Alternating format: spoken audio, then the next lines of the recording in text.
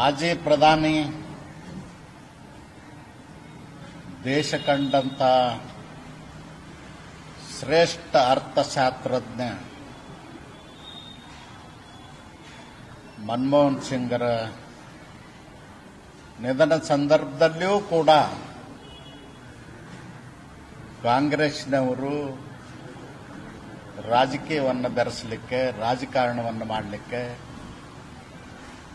ಪ್ರಯತ್ನವನ್ನು ಮಾಡ್ತಾ ಇದ್ದಾರೆ ಮತ್ತು ಜನರಿಗೆ ತಪ್ಪು ಸಂದೇಶವನ್ನು ನೀಡುವಂತ ಪ್ರಯತ್ನವನ್ನು ಮಾಡ್ತಾ ಇದ್ದಾರೆ. ಈಗಾಗಲೇ ದೇಶದ ಪ್ರಧಾನಮಂತ್ರಿಗಳು ಮತ್ತು ಭಾರತ ಸರ್ಕಾರ ಮನಮೋಹನ್ ಸಿಂಗ್ ಅವರ ಸಮಾಧಿಗೆ ಸ್ಥಳವನ್ನ ನೀಡುತ್ತೀವಿ, ಅವರ ಸ್ಮಾರಕವನ್ನು ಮಾಡಲಿಕ್ಕೆ ಅಂತಕ್ಕಂಥದ್ದನ್ನ ಹೇಳಿದ್ದಾರೆ. ಆದರೂ ಕೂಡ ಮನಮೋಹನ್ ಸಿಂಗರಿಗೆ ಅವಮಾನ ಮಾಡಿದ್ರು ಅಂತ ಕಾಂಗ್ರೆಸ್ನವರು ಬೊಬ್ಬೆ ಹಾಕ್ತಾ ಇದ್ದಾರೆ. ನಾನು ಕೇಳ್ತೇನೆ ಕಾಂಗ್ರೆಸ್ ಅಧಿನಾಯಕಿ ಶ್ರೀಮತಿ ಸೋನಿಯಾ ಗಾಂಧಿ ಅವರು, ಕಾಂಗ್ರೆಸ್ಸಿನ ರಾಷ್ಟ್ರೀಯ ಅಧ್ಯಕ್ಷರಾದ ಮಲ್ಲಿಕಾರ್ಜುನ ಖರ್ಗೆಜಿ ಅವರಿಗೆ ನಾನು ಕೇಳಲಿಕ್ಕೆ ಬಯಸ್ತೇನೆ. ಬೆಳಗಾವಿಯಲ್ಲಿ 100 ವರ್ಷ ಆಯಿತು ಅಂತ ಹೇಳಿ ಕಾಂಗ್ರೆಸ್ ಅಧಿವೇಶನದ ನೆನಪನ್ನು ಮಾಡಲಿಕ್ಕೆ ಒಂದು ದೊಡ್ಡ ಕಾರ್ಯಕ್ರಮವನ್ನು ಮಾಡಿದರು. ಆ ಕಾರ್ಯಕ್ರಮದಲ್ಲಿ ಎಲ್ಲಾದ್ರೂ ಮನಮೋಹನ್ ಸಿಂಗ್ರದ್ದು ಒಂದು ನೆನಪು ಮಾಡಿದ್ರ ಅಥವಾ ಮನಮೋಹನ್ ಸಿಂಗ್ರದ ಫೋಟೋ ಹಾಕಿದ್ರ, ಅವರು ಗೌರವಿಸಿದ್ರ? ಅವ್ರು ಸತ್ತ ಮೇಲೆ ರಾಜಕಾರಣ ಮಾಡಲಿಕ್ಕೆ ಮಾತ್ರ ಅವ್ರ ಹೆಸರನ್ನ ಬಳಸ್ಕೊಳ್ತಾ ಇದ್ದೀರಿ ಹೊರತು ಇರದಿದ್ರೆ ಅವ್ರ ಹೆಸರು ನಿಮಗೆ ನೆನಪೇ ಆಗ್ತಿರ್ಲಿಲ್ಲ.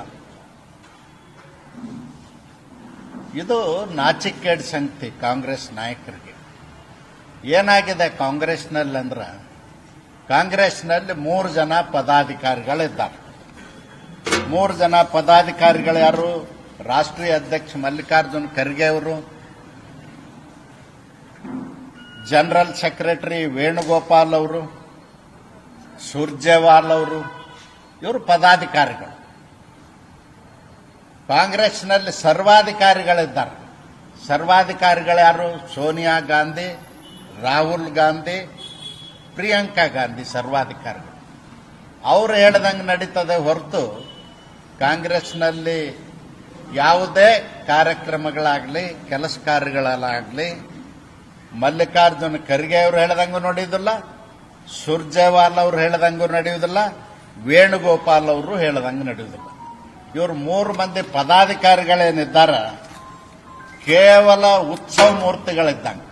ಉತ್ಸವ ಮೂರ್ತಿಗಳಂದ್ರೆ ಗೊತ್ತಾಯ್ತಲ್ಲ, ದೇವರನ್ನ ಪಲ್ಲಕ್ಕಿ ಒಳಗೆ ಇಟ್ಕೊಂಡು ಹೋಗ್ಲಿಕ್ಕೆ ಆಗುದಿಲ್ಲ ಅಂತ ಹೇಳಿ ಒಂದು ಚಿಕ್ಕ ಮೂರ್ತಿ ಮಾಡಿ ಗೊಂಬೆ ತರ ಇಟ್ಟಿರ್ತಾರ, ಅದನ್ನು ಉತ್ಸವ ಮೂರ್ತಿ ಅಂತ ತಗೊಂಡು ತಿರುಗಾಡ್ತಿರ್ತಾರೆ. ಆ ತರ ಆಗ್ಯಾರ ಇವರು ಪದಾಧಿಕಾರಿಗಳು ಕಾಂಗ್ರೆಸ್ನಲ್ಲಿ.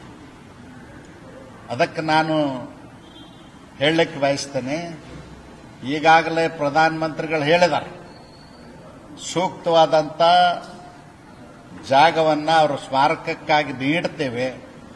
ಅದಕ್ಕೆ ವಿಧಿವಿಧಾನಗಳಿದ್ದಾವೆ.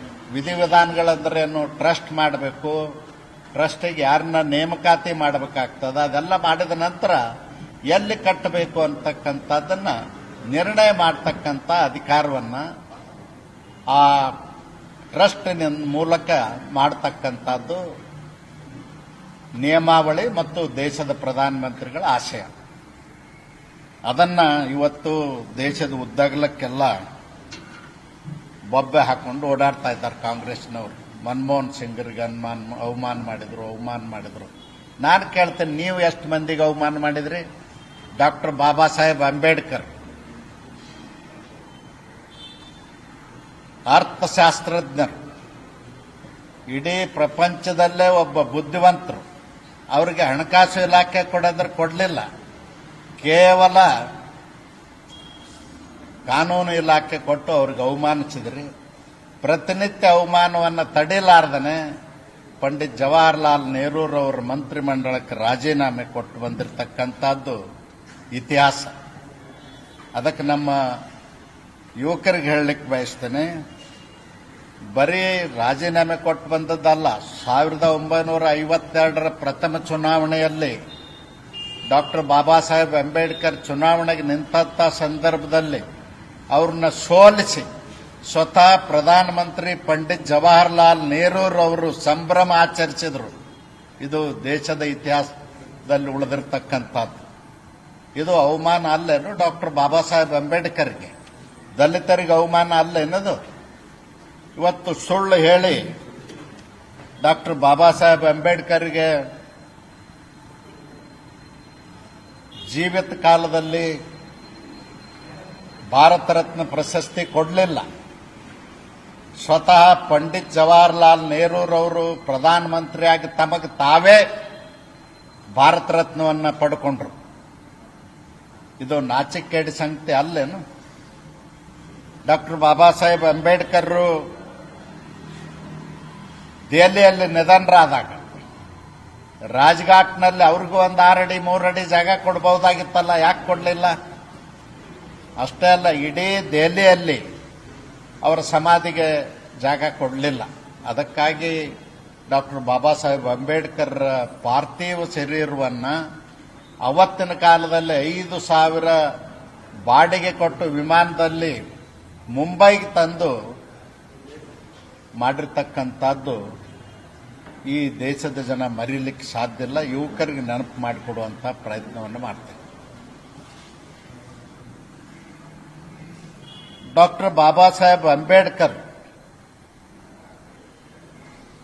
ಜೀವಿತ ಕಾಲದಲ್ಲಿ ಹೇಳಿದ್ದನ್ನ ನಮ್ಮ ಯುವಕರು, ವಿದ್ಯಾವಂತರು, ಅವತ್ತು ವಿದ್ಯಾವಂತರ ಸಂಖ್ಯೆ ಇರಲಿಲ್ಲ ದಲಿತರಲ್ಲಿ, ಅವ್ರಿಗೆ ನೆನಪು ಮಾಡ್ತೀನಿ. ಕಾಂಗ್ರೆಸ್ ಉರಿಯುವ ಮನೆ, ಕಾಂಗ್ರೆಸ್ಸಿಗೆ ನೀವು ಹೋಗಬಾರ್ದು ಅಂತಕ್ಕಂಥ ಸಂದೇಶವನ್ನು ಡಾಕ್ಟರ್ ಬಾಬಾ ಸಾಹೇಬ್ ಅಂಬೇಡ್ಕರ್ ಕೊಟ್ಟಿದ್ರು. ಎಷ್ಟು ನೊಂದು ಕೊಟ್ಟಿರಬಹುದು ಅನ್ನೋದನ್ನು ನಾನು ಹೇಳಲಿಕ್ಕೆ ಬಯಸ್ತೀನಿ. ಅಷ್ಟೇ ಅಲ್ಲ, ಬರೀ ಬಾಬಾ ಸಾಹೇಬ್ರಿಗೆ ಒಬ್ಬರಿಗೆ ಅವಮಾನ ಮಾಡಲಿಲ್ಲ. ಇವರು ಮಂಡಲ್ ವರದಿಯನ್ನು ಜಾರಿ ಮಾಡಿರ್ತಕ್ಕಂಥ VP ಸಿಂಗ್ರನ್ನ ಉಚ್ಚಾಟನೆ ಮಾಡಿದರು. ಕರ್ನಾಟಕದಲ್ಲಿ ಹಿಂದುಳಿದ ವರ್ಗದ ಜನರ ಕಲ್ಯಾಣವನ್ನು ಮಾಡಿದಂಥವ್ರು, ಕ್ರಾಂತಿಯನ್ನು ಮಾಡಿದಂಥ ದೇವರಾಜ ಅರಸರನ್ನ ಕಾಂಗ್ರೆಸ್ನಿಂದ ಉಚ್ಚಾಟನೆ ಮಾಡಿದರು. ಕಾಂಗ್ರೆಸ್ನವರು ಇನ್ನೊಂದು ಸೋನಿಯಾ ಗಾಂಧಿ ಮತ್ತು ರಾಹುಲ್ ಗಾಂಧಿ, ಪ್ರಿಯಾಂಕಾ ಗಾಂಧಿ, ಮಲ್ಲಿಕಾರ್ಜುನ್ ಖರ್ಗೆ ಅವರು ಉತ್ತರ ಕೊಡಬೇಕು. ಒಬ್ಬ ಕನ್ನಡಿಗ 75 ವರ್ಷದಲ್ಲಿ ಪ್ರಧಾನಮಂತ್ರಿ ಆಗಿದ್ರು ದೇವೇಗೌಡರು. ದೇವೇಗೌಡರನ್ನ ಯಾವ ಕಾರಣಕ್ಕೆ ಕೆಳಗಿಳಿಸಿದ್ರಿ ಅನ್ನೋದು ಹೇಳಬೇಕು. ಯಾವ ಕಾರಣಕ್ಕೆ ಅವ್ರನ್ನ ಪ್ರಧಾನಮಂತ್ರಿಯಿಂದ ಕೆಳಗಿಳಿಸಿ ಕನ್ನಡ ನಾಡಿಗೆ, ಕನ್ನಡಿಗರಿಗೆ ಅವಮಾನ ಮಾಡಿದೆ ಅನ್ನೋದಕ್ಕೆ ಉತ್ತರ ಕೊಡಬೇಕು ಅಂತ ಹೇಳಿ ನಾನು ಒತ್ತಾಯ ಮಾಡ್ತೀನಿ. ಇವತ್ತು ಡಾಕ್ಟರ್ ಬಾಬಾ ಸಾಹೇಬ್ ಅಂಬೇಡ್ಕರ್ ಬರೆದಂತ ಸಂವಿಧಾನವನ್ನು ಧರ್ಮ ಗ್ರಂಥ ಈ ದೇಶಕ್ಕಂತ ಹೇಳಿದವರು ಶ್ರೀ ನರೇಂದ್ರ ಮೋದಿಜಿಯವರು. ಯಾವ ಪ್ರಧಾನಮಂತ್ರಿನೂ ಹೇಳಲಿಲ್ಲ ಡಾಕ್ಟರ್ ಬಾಬಾ ಸಾಹೇಬ್ ಅಂಬೇಡ್ಕರ್ ಬರೆದಂತ ಸಂವಿಧಾನದಿಂದ ನನ್ನಂತ ಒಬ್ಬ ಸಾಮಾನ್ಯ ಮನುಷ್ಯ ಪ್ರಧಾನಮಂತ್ರಿ ಆಗಿನಂತ ಯಾರೂ ಹೇಳಲಿಲ್ಲ. ಆದರೆ ಹೇಳಿದಂತ ಏಕೈಕ ವ್ಯಕ್ತಿ ನರೇಂದ್ರ ಮೋದಿಜಿಯವರು. ಇದನ್ನ ನಮ್ಮ ಯುವಕರು ಅರ್ಥ ಮಾಡ್ಕೊಳ್ಬೇಕು. ಅಷ್ಟೇ ಅಲ್ಲ, ಅಮಿತ್ ಶಾ ಅವ್ರ ಬಗ್ಗೆ ಪದೇ ಪದೇ ಹೇಳ್ತಾ ಇದ್ದಾರೆ. ಅಮಿತ್ ಶಾ ಅವರು ಬಾಬಾ ಸಾಹೇಬರಿಗೆ ಅಂಬೇಡ್ಕರ್ ಅವಮಾನ ಮಾಡಿದ್ರು. ಅವಮಾನ ಮಾಡಿಲ್ಲ. ಇದುವರೆಗೂ ಕಾಂಗ್ರೆಸ್ ಏನು ಅವಮಾನ ಮಾಡಿದೆ ಬಾಬಾ ಸಾಹೇಬರಿಗೆ? ಅವ್ರಿಗೆ ಹಣಕಾಸು ಇಲಾಖೆ ಕೊಡದೆ ಅವಮಾನ ಮಾಡಿದ್ರು. ಅವ್ರು ಸತ್ತಂತ ಸಂದರ್ಭದಲ್ಲಿ ದೆಹಲಿಯಲ್ಲಿ ಸಮಾಧಿಗೆ ಜಾಗ ಕೊಡದೆ ಅವಮಾನ ಮಾಡಿದ್ರು. ಡಾಕ್ಟರ್ ಬಾಬಾ ಸಾಹೇಬ್ ಅಂಬೇಡ್ಕರ್ನ ದೇಶದ ಮೊದಲನೇ ಚುನಾವಣೆ 1952ರಲ್ಲಿ ಸೋಲಿಸಿ ಸಂಭ್ರಮ ಆಚರಿಸಿದ್ರು. ಇದನ್ನೆಲ್ಲ ಎಳೆ ಎಳೆಯಾಗಿ ಬಿಚ್ಚಿಟ್ಟವರು ಅಮಿತ್ ಶಾ ಅವರು ರಾಜ್ಯಸಭೆಯಲ್ಲಿ. ಆ ಸಂದರ್ಭದಲ್ಲಿ ಕಾಂಗ್ರೆಸ್ಸಿಗೆ ವ್ಯಂಗ್ಯವಾಗಿ ಹೇಳ್ತಾರೆ ಅವರು, ನೀವು ಇವತ್ತು ವೋಟ್ ಬ್ಯಾಂಕ್ ರಾಜಕಾರಣಕ್ಕಾಗಿ ಬಾಬಾ ಸಾಹೇಬ್ರನ್ನ ನೆನೆಸ್ತಾ ಇದ್ದೀರಿ, ಅಂಬೇಡ್ಕರ್ ಅಂಬೇಡ್ಕರ್ ಅಂಬೇಡ್ಕರ್ ಅಂತ ಹೇಳಿ. ನಿಮಗೆ ಮುಕ್ತಿ ಸಿಗಬೇಕಾಗಿದ್ರೆ ನೀವು ಕನಿಷ್ಠ ಪಕ್ಷ ದೇವರನ್ನಾದರೂ ಸ್ಮರಣೆ ಮಾಡಿದ್ರೆ ನಿಮ್ಗೆ ಮುಕ್ತಿ ಸಿಗ್ತಿತ್ತು ಅಂತಕ್ಕಂಥ ವ್ಯಂಗ್ಯ ಮಾತನ್ನ ನಮ್ಮ ಅಮಿತ್ ಶಾಜಿ ಅವರು ಹೇಳಿದ್ದಾರೆ. ಅದನ್ನು ತಿರುಚಿ ದಲಿತರಿಗೆ ಮೋಸ ಮಾಡಿ ಇವತ್ತು ಅವ್ರ ವಿರುದ್ಧ ದೇಶದ ಉದ್ದಗಲಕ್ಕೂ ಪ್ರತಿಭಟನೆ ಮಾಡಿಸುವಂತ ಪ್ರಯತ್ನ ಮಾಡಿಸ್ತಾರೆ. ಇದನ್ನು ನಾನು ಖಂಡಿಸ್ತೇನೆ. ಯಾವತ್ತೂ ಕೂಡ ಭಾರತೀಯ ಜನತಾ ಪಕ್ಷದ ನಾಯಕರಾಗಲಿ, ದೇಶದ ಪ್ರಧಾನಮಂತ್ರಿಗಳಾಗಲಿ, ನಮ್ಮ ಸಂಘದ ಮುಖ್ಯಸ್ಥರಾಗಲಿ ಡಾಕ್ಟರ್ ಬಾಬಾ ಸಾಹೇಬ್ ಅಂಬೇಡ್ಕರ್ಗೆ ಅವಮಾನ ಮಾಡುವಂಥ ಪ್ರಶ್ನೆನೇ ಇಲ್ಲ. ಮೊನ್ನೆ ಆಗಸ್ಟ್ 1ನೇ ತಾರೀಕಿಗೆ ಸುಪ್ರೀಂ ಕೋರ್ಟಿನ ಸಂವಿಧಾನ ಬೆಂಚ್ದಿಂದ ಒಳ ಮೀಸಲಾತಿ ತೀರ್ಪು ಬಂದಂಥ ಸಂದರ್ಭದಲ್ಲಿ ಸಾಂದರ್ಭಿಕವಾಗಿ ಕೆನಪದರ ಮೀಸಲಾತಿ ಬಗ್ಗೆ ಸುಪ್ರೀಂ ಕೋರ್ಟ್ನಲ್ಲಿ ಒಬ್ಬರು ನ್ಯಾಯಾಧೀಶರು ಪ್ರಸ್ತಾಪ ಮಾಡಿದರು. ಅದನ್ನೇ ಇಟ್ಟುಕೊಂಡು ಕಾಂಗ್ರೆಸ್ನವರು ಜನರಿಗೆ ಮೋಸ ಮಾಡ್ಲಿಕ್ಕೆ ಹೊಟ್ಟಿದ್ರು. 24 ಗಂಟೆ ಒಳಗೆ ಗಲಾಟೆ ಶುರು ಮಾಡಿದ್ರು. ಬಿಜೆಪಿ ಅವರು, ನರೇಂದ್ರ ಮೋದಿಜಿ ಅವ್ರ ಸರ್ಕಾರ ಕೆನಪೆದರ ಮೀಸಲಾತಿ ಅಳವಡಿಸ್ತದಂತ. ಇಲ್ಲ, ನಾನು ಮತ್ತು ಸುಮಾರು 70-80 ಜನ SC ST ಲೋಕಸಭಾ ಸದಸ್ಯರು ಪ್ರಧಾನಮಂತ್ರಿಗಳ ಅಪಾಯಿಂಟ್ಮೆಂಟ್ ತಗೊಂಡು ಮರದನ್ನ ನಾವು ಭೇಟಿಯಾದಾಗ ಪ್ರಧಾನಮಂತ್ರಿಗಳು ನಮ್ಮ ಜೊತೆಯಲ್ಲಿ ಮೀಟಿಂಗ್ ಮಾಡಿ ಹೇಳಿದರು, ಇವತ್ತೂ ಕೂಡ ದೇಶದಲ್ಲಿ ಒಬ್ಬ ಡಾಕ್ಟರ್ ಯಾವುದಾದ್ರೂ ಊರಿಗೆ ಹೋದ್ರೆ ಅವನ ಜಾತಿ ಗೊತ್ತಾದ್ರೆ ಮನೆ ಕೊಡುವಂತ ಪರಿಸ್ಥಿತಿ ಇಲ್ಲ. ಈ ಸಂದರ್ಭದಲ್ಲಿ ಕೆನಪದರ ಮೀಸಲಾತಿ ಅಳವಡಿಸುವುದಿಲ್ಲ ಅಂತಕ್ಕಂಥ ವಿಚಾರವನ್ನು ಸ್ಪಷ್ಟಪಡಿಸಿದರಷ್ಟೇ ಅಲ್ಲ, ಕ್ಯಾಬಿನೆಟ್ ಮೀಟಿಂಗ್ ಕರೆದು ನಿರ್ಣಯ ಕೂಡ ಮಾಡಿದ್ದಾರೆ. ಇದು ನರೇಂದ್ರ ಮೋದಿಜಿಯವರ ಆಡಳಿತ. ಕಾಂಗ್ರೆಸ್ನವರು ಯಾವಾದರೂ ದಲಿತರ ಪರವಾಗಿ ಸಂವಿಧಾನ ತಿದ್ದುಪಡಿ ಮಾಡಿದಾರ? ಒಂದು ಬಾರಿನೂ ಮಾಡಿಲ್ಲ. ಸಂವಿಧಾನ ದಲಿತರ ಸಲುವಾಗಿ ತಿದ್ದುಪಡಿ ಮಾಡಿದವರು ದಿವಂಗತ ಅಟಲ್ ಬಿಹಾರಿ ವಾಜಪೇಯಿ ಅವರು. ಯಾತಕ್ಕಾಗಿ ಮಾಡಿದರು?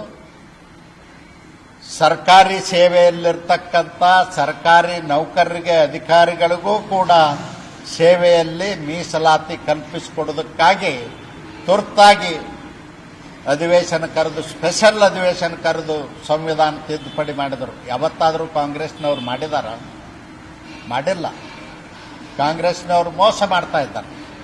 ದೇವರಾಜ್ ಅರಸರು ತೀರ್ಕೊಂಡ್ರೆ ಕನಿಷ್ಠ ಪಕ್ಷ ಅವರ ಶ್ರದ್ಧಾಂಜಲಿ ಸಭೆಗಾದರೂ ನೆಹರು ಮನೆತನದವರು ಯಾರೂ ಬರಲಿಲ್ಲ, ಸೋನಿಯಾ ಗಾಂಧಿ ಬರಲಿಲ್ಲ, ರಾಹುಲ್ ಗಾಂಧಿ ಬರಲಿಲ್ಲ, ಯಾರೂ ಕೂಡ ಭಾಗವಹಿಸಲಿಲ್ಲ. ಇದನ್ನು ನೆನಪು ಮಾಡಿಕೊಡ್ತೀನಿ, ಇದನ್ನು ನಾನು ಖಂಡಿಸ್ತೇನೆ. ಅದಕ್ಕೆ ಕಾಂಗ್ರೆಸ್ನವರು ದಿನನಿತ್ಯ ಮೋಸ ಮಾಡ್ತಕ್ಕಂಥ ವಿಚಾರಕ್ಕೆ ದಲಿತ ಬಂಧುಗಳು ಕಿವಿಗೊಡಬಾರದು.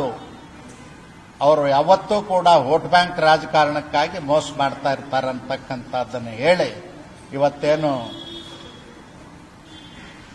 ಡಾಕ್ಟರ್ ಬಾಬಾ ಸಾಹೇಬ್ ಅಂಬೇಡ್ಕರ್ ಹೆಸರು ಹೇಳ್ಕೊಂಡು ಓಡಾಡ್ತಾ ಇದ್ದಾರೆ, ಹೆಸರು ಹೇಳುವಂತ ನೈತಿಕತೆ ಕಾಂಗ್ರೆಸ್ಗಿಲ್ಲ.